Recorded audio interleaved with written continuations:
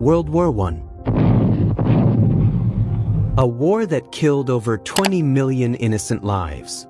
A war that still haunts history. A war that shattered great empires and changed the world forever. But what if I told you it all began with just one wrong turn? This is the story of how a simple mistake started the deadliest war the world had ever seen. The Ottoman Empire, the Russian Empire, the Austro-Hungarian Empire, all were torn apart, but one empire paid the biggest price.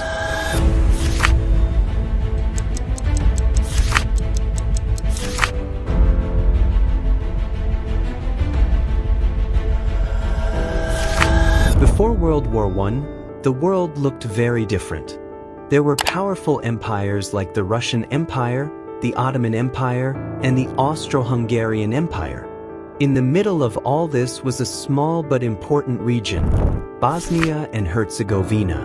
In 1908, the Austro-Hungarian Empire took full control of Bosnia, but many people living there were Slavic and didn't want to be ruled by Austria. These Slavic people felt a strong connection to their neighbors in Serbia, who were also Slavic and shared the same language, religion, and culture.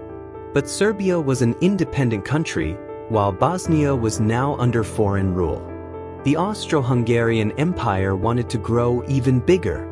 They wanted to take over Serbia next, so they could unite Bosnia and Serbia under their empire.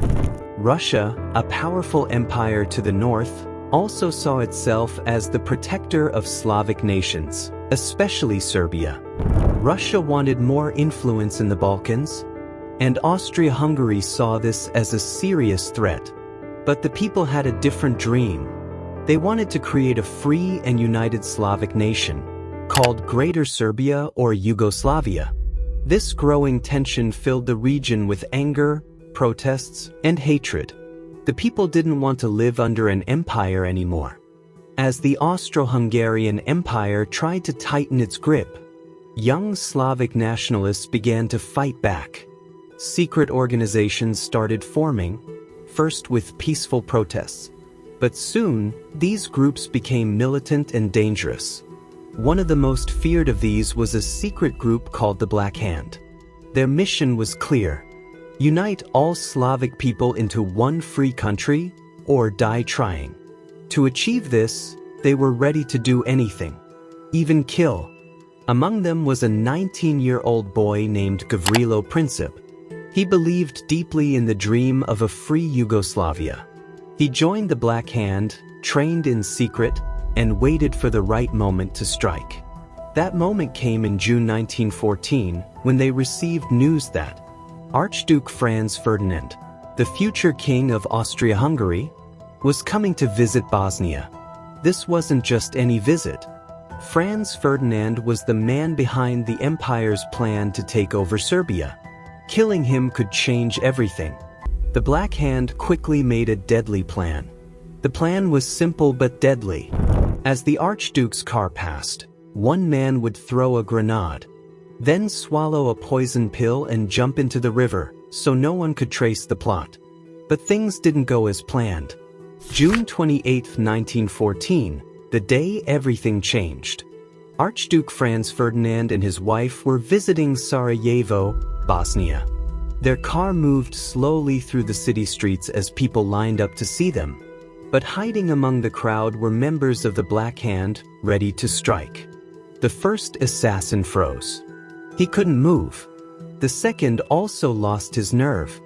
Finally, one of them threw a bomb, but it missed the Archduke's car and hit the next one behind it. 20 people were injured, but Franz Ferdinand and his wife were safe. It looked like the assassination had failed. The Archduke was taken to safety, angry and shaken. And everyone thought the danger had passed. After the failed bombing, Franz Ferdinand insisted on changing his schedule. He said he wanted to visit the hospital to see the people who were injured in the blast. But here's where fate stepped in. The route change was not communicated to the driver. So, he kept driving toward the original location, the City Hall and Museum. And right at one street corner, stood Gavrilo Princip, the young man who still had a gun in his hand and a burning desire for revenge in his heart. The driver realized he had taken the wrong road. He stopped and tried to reverse the car. But the car was slow and stuck, right in front of Gavrilo. This was his moment. Gavrilo pulled out his pistol. He fired 2 bullets. One hit the Archduke, the other hit his wife. Both died within minutes. News of the assassination spread like wildfire. The Austro-Hungarian Empire was furious. They blamed Serbia, claiming the attackers were trained and supported there.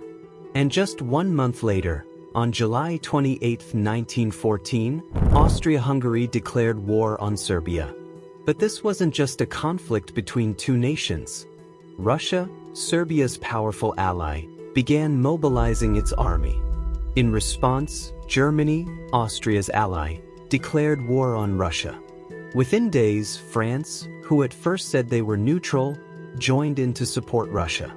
Germany then attacked France, and when they marched through Belgium, the United Kingdom declared war on Germany. Soon, the conflict spread beyond Europe.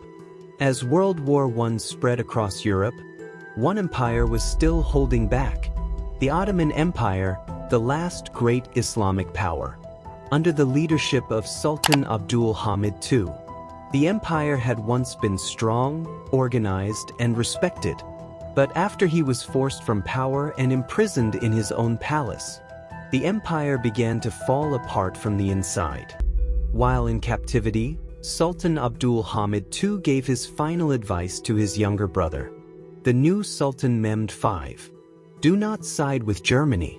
Stay away from this war. But that advice was ignored. The Ottoman Empire eventually joined the war on Germany's side, a decision that would prove to be its greatest mistake.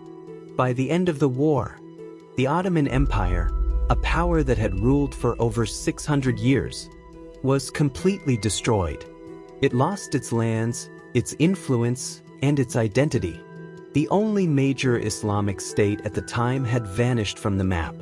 But the full story of this empire, its rise, its glory, and its heartbreaking fall, we'll cover that in the next video. World War I.